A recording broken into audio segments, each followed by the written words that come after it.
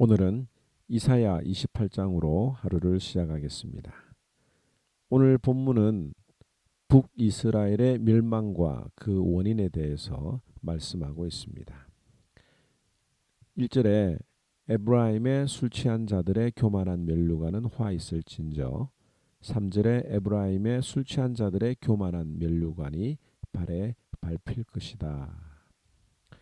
성경을 읽을 때 이 에브라임이라고 하는 단어가 나오면 북이스라엘이라고 생각을 하시면 됩니다. 왜냐하면 에브라임은 북이스라엘에서 가장 큰 족속이었고, 또 솔로몬 왕 이후에 이스라엘이 남북으로 나뉠 때에 북이스라엘의 왕으로 추대를 받았던 여로보암이 에브라임 족속 출신이었기 때문에 그렇습니다. 따라서 북이스라엘에 있어서 가장 큰 영향력을 끼쳤던 족속이 바로 에브라임 족속이기 때문에 에브라임 하면 북이스라엘이라고 생각을 하면 되죠. 또 성경을 읽다가 사마리아라고 하는 단어가 나오면 이것 또한 북이스라엘이라고 생각을 하시면 됩니다. 왜냐하면 이 북이스라엘의 수도가 사마리아였기 때문이죠. 아무튼 오늘 이 본문을 보면 북이스라엘이 망하게 된 것은 술 취한 자들의 교만한 면류관이라고 하나님께서 말씀하십니다. 사람이 술에 취하게 되면 어떤 일이 일어납니까? 정상적인 사고를 할 수가 없죠. 내 의지대로 할 수 없고 또 정신을 놓아버리게 만듭니다. 그래서 내가 내 이성과 정신을 지배하는 것이 아니라 술이 사람을 지배하게 됩니다. 그래서 술을 먹으면 용기가 생기기도 하고 막말을 하기도 하고 상사의 멱살을 붙들고 대들기도 하는 거죠. 오늘 이 본문에 하나님께서 말씀하시기를 술에 취한 재판관들과 제사장과 선지자가 이 북이스라엘을 망치게 되는 원인이었다라고 이야기를 합니다. 7절을 한번 볼까요? 이들은 포도주로 말미암아 옆걸음치며 독주로 말미암아 비틀거리며 제사장과 선지자도 독주로 말미암아 옆걸음치며 포도주에 빠지며 독주로 말미암아 비틀거리며 환상을 잘못 풀며 재판할 때에 실수하나니 모든 상에는 토한 것 더러운 것이 가득하고 깨끗한 곳이 없도다. 이스라엘 백성들이 망하게 된 것은 지도자들이 술에 취했기 때문이라고 말하는데, 그럼 이 술이 무엇일까요? 우리가 생각하는 알코올이 아닙니다. 만약에 그렇게 생각한다면 이 말씀을 들으면서 나는 술을 마시지 않는 사람이기 때문에 나는 이 본문과 아무런 상관이 없다라고 생각을 할 수도 있습니다. 그런데 이 술이 무엇이냐? 바로 그 다음 장에 보면 이사야 30장 9절과 10절에서 분명히 밝히고 있습니다. 이사야 30장 9절에서 10절 말씀인데요. 그들의 취함이 포도주로 말미암음이 아니며 그들의 비틀거림이 독주로 말미암음이 아니니라. 대저 여호와께서 깊이 잠들게 하는 영을 너희에게 주사 너희의 눈을 감기셨음이니 그가 선지자들과 너희의 지도자인 선견자들을 덮으셨음이라. 분명히 이 술 취하는 것이 무엇인지 해설을 해주고 있습니다. 술 취했다고 하는 것은 영안이 잠들어서 하나님의 말씀을 제대로 이해할 수 없는 상태가 바로 술 취했다고 하는 거죠. 그런데 또 이것을 29장 13절에 이렇게 표현을 합니다. 13절에 이 백성이 입으로는 나를 가까이 하며 입술로는 나를 공경하나 그들의 마음은 내게서 떠났나니 그들이 나를 경외함은 사람의 계명으로 가르침을 받았을 뿐이라. 사람의 계명으로 가르침을 받았다. 이것이 바로 술 취한 것의 내용입니다. 즉 북이스라엘은 하나님의 말씀에 지배를 받고 사는 것이 아니라 사람의 계명, 사람의 생각이 저들을 지배하고 살았던 것입니다.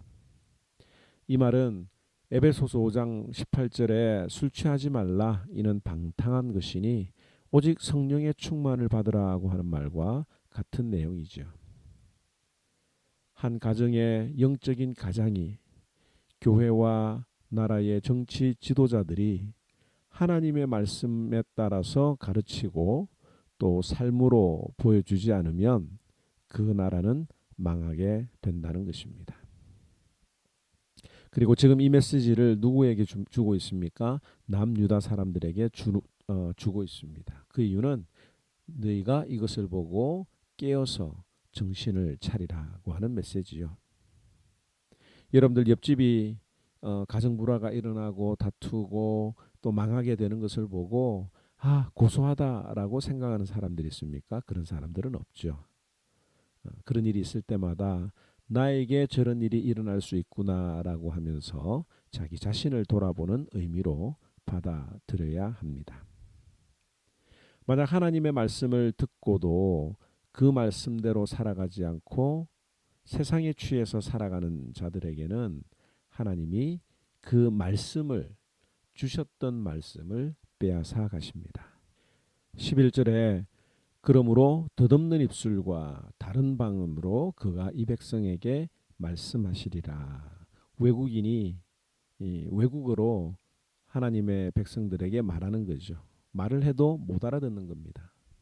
12절에 전에 그들에게 이르시기를 이것이 너희 안식이요 이것이 너희의 상쾌함이니 너희는 곤비한 자에게 안식을 주라 하셨으나 그들이 듣지 아니하였으므로 라고 말하죠. 여기 이것은 무엇입니까? 말씀입니다. 말씀이 곧 안식이요 말씀이 곧 상쾌함이요 가난한 자들에게 말씀으로 안식을 전해주라고 하셨는데 이스라엘 백성들이 그것을 거절했던 거죠. 그랬더니 13절에 이런 표현이 있습니다.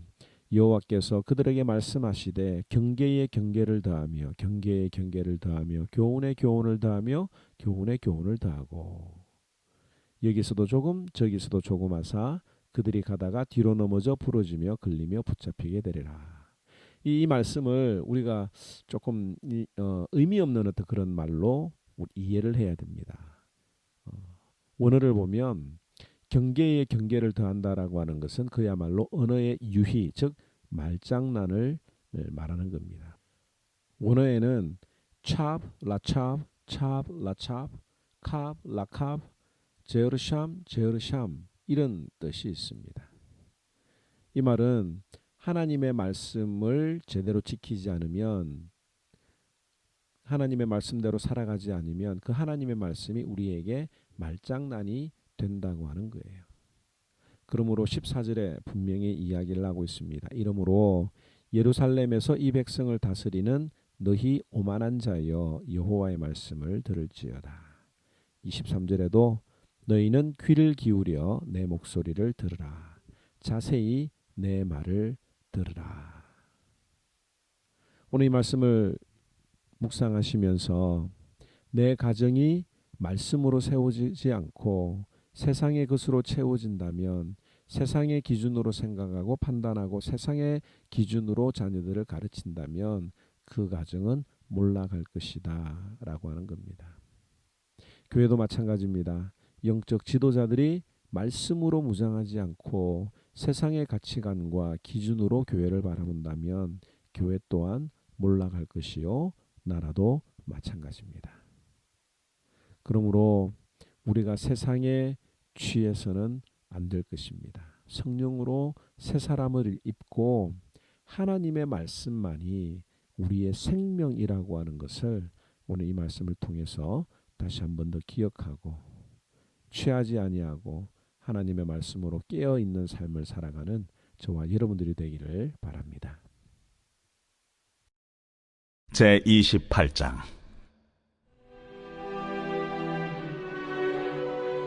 에브라임의 술 취한 자들의 교만한 면류관은 화 있을진저 술에 빠진 자의 성 곧 영화로운 관같이 기름진 골짜기 꼭대기에 세운 성이여 쇠잔에 가는 꽃 같으니 화 있을진저 보라 주께 있는 강하고 힘 있는 자가 쏟아지는 우박같이 파괴하는 광풍같이 큰 물이 넘침같이 손으로 그 면류관을 땅에 던지리니 에브라임의 술 취한 자들의 교만한 면류관이 발에 밟힐 것이라.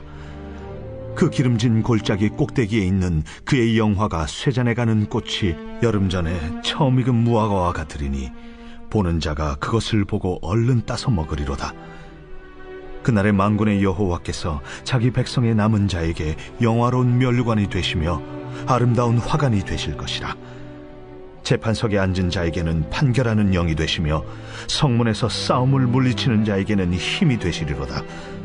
그리하여도 이들은 포도주로 말미암아 옆걸음치며 독주로 말미암아 비틀거리며 제사장과 선지자도 독주로 말미암아 옆걸음치며 포도주에 빠지며 독주로 말미암아 비틀거리며 환상을 잘못 풀며 재판할 때에 실수하나니 모든 상에는 토한 것 더러운 것이 가득하고 깨끗한 곳이 없도다.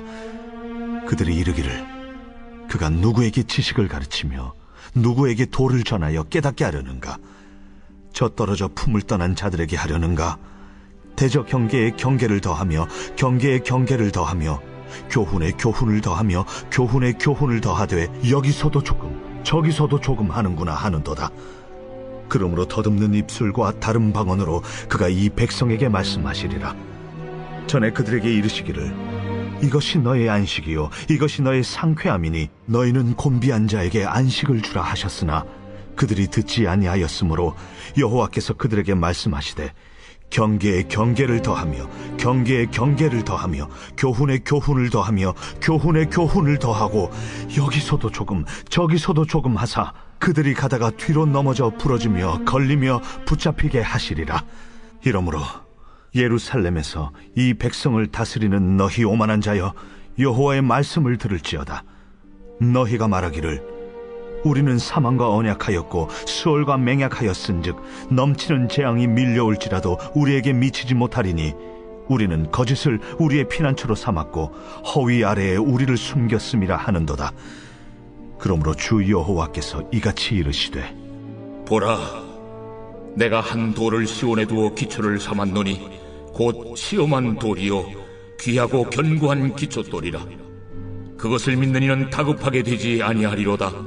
나는 정의를 측량줄로 삼고 공의를 저울추로 삼으니 우박이 거짓의 피난처를 소탕하며 무리고 숨는 곳에 넘칠 것인즉 너희가 사망과 더불어 세운 언약이 태하며 수월과 더불어 맺은 맹약이 서지 못하여 넘치는 재앙이 밀려올 때에 너희가 그것에게 밟힘을 당할 것이라. 그것이 지나갈 때마다 너희를 잡을 것이니 아침마다 지나가며 쥐하러 지나가리니 소식을 깨닫는 것이 오직 두려움이라. 침상이 짧아서 능히 몸을 펴지 못하며 이불이 좁아서 능히 몸을 싸지 못함 같으리라. 대저 여호와께서 브라심 산에서와 같이 일어나시며 기브온 골짜기에서와 같이 진노하사 자기의 일을 행하시리니 그의 일이 비상할 것이며 자기의 사역을 이루시리니 그의 사역이 기이할 것임이라. 그러므로 너희는 오만한 자가 되지 말라. 너희 결박이 단단해질까 하노라. 대저 온 땅을 멸망시키기로 작정하신 것을 내가 만군의 주 여호와께로부터 들었느니라. 너희는 귀를 기울여 내 목소리를 들으라. 자세히 내 말을 들으라. 파종하려고 가는 자가 어찌 쉬지 않고 갈기만 하겠느냐? 자기 땅을 개간하며 고르게만 하겠느냐? 지면을 이미 평평히 하였으면 소해양을 뿌리며 대회양을 뿌리며 소맥을 줄줄이 심으며 대맥을 정한 곳에 심으며 귀리를 그가에 심지 아니하겠느냐? 이는 그의 하나님이 그에게 적당한 방법을 보이사 가르치셨음이며 소회양은 도리깨로 떨지 아니하며 대회양에는 수레바퀴를 굴리지 아니하고 소회양은 작대기로 떨고 대회양은 막대기로 떨며 곡식은 부수는가 아니라 늘 떨기만 하지 아니하고 그것에 수레바퀴를 굴리고 그것을 말굽으로 밟게 할지라도 부수지는 아니하나니 이도 만군의 여호와께로부터 난 것이라. 그의 경영은 기묘하며 지혜는 광대하니라.